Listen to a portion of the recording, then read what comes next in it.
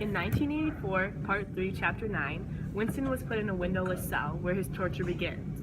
It states that he was strapped upright in a chair so tightly that he couldn't move anything, not even his head. O'Brien then came in the room. Then a guard came in carrying something made of wire, a box or basket of some kind. They were Puts the rats. rats in his face, which is a torture method to get people to confess. This whole scene of the chapter shows a torture method used back then. Today's torture methods still being used are... The Eighth Amendment protects people's human rights of not allowing torture. This makes cruel punishment illegal. People inflicting torture believe that torture on people will make them release information. Torture has also revealed that inflicting this pain makes people give off false information. Yeah, I mean, I believe that there are people who step outside the boundaries of what is legally allowed in terms of interrogation.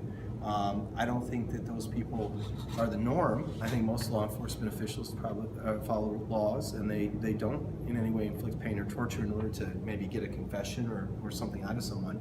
But yeah, I'm sure that it does still happen, and when it does happen, it needs to be dealt with. Do you believe that torture is ever necessary?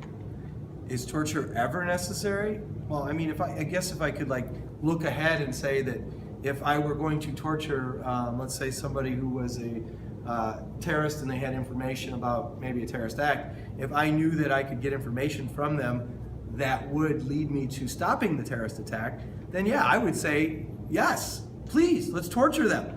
But unfortunately, that's really not the real world. Many people justify torture by saying that they can get that kind of information, but most evidence shows that when people are tortured, a lot of times they don't know anything, and they just give up information just to get the pain to stop.